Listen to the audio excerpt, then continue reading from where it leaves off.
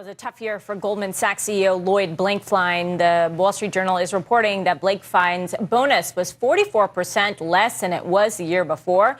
So why the massive pay cut? Fox News' senior judicial analyst, Judge Andrew Napolitano, I think you're making his debut on the 2 o'clock show. I am making my debut on is this here for his take. The bank is private. We know that the government has put a lot of restrictions on companies that took TARP money. Right. Is this within the same sort of framework here? Well, it depends who you ask. If you ask the compensation committee of Goldman Sachs, a group of their senior people on which he normally sits, but obviously can't sit for evaluating the purposes of his own worth to the company, they'll tell you this is what he's worth. But here's the backstory. When the government gave TARP funds to banks that wanted it, and Charles and I have talked about this elsewhere, to banks that didn't want it, there were no strings attached with respect to executive compensation. Because the government didn't think of it.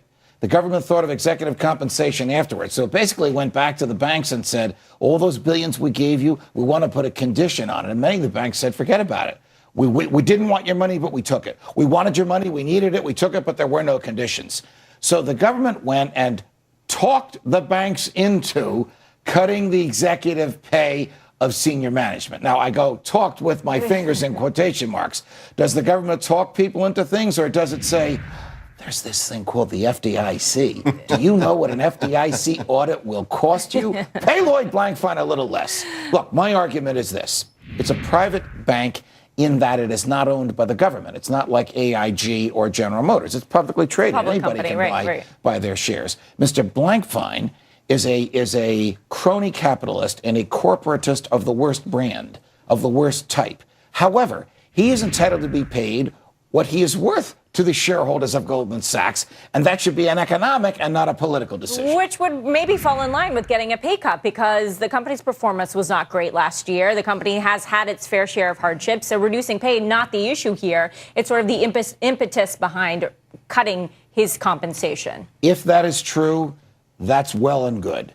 But if the company caved to pressure from the government, the Constitution was written to insulate the company from this type of pressure which it received, and as a result of which Mr. Blankfein and Mrs. Blankfein will suffer. But the bottom line, though, too, Judge, is that, listen, this is not the only thing. I mean, we just had a guest on who talked about this $25 billion settlement. There's no way you can add up all of the quote-unquote damages and come up with $25 billion, and yet these banks aren't fighting back on any of this stuff. Look, do you remember the scene in the Oval Office when Joe Biden put his hand on the shoulder of the then CEO of BP and said, give us the $20 billion or we'll get it? I mean, the government does this all the time. And corporations, the tobacco companies did it with the state's attorneys general, and the state's attorneys general are apparently about to get this from the banks. Corporations will cave because they fear the public wrath and they fear litigation. And so they give the government all the money it wants, or they hold back from executives all the money. And admittedly, they'll get what they think they'll deserve somehow, some way down the road when all the dust is settled. Yes. Yeah.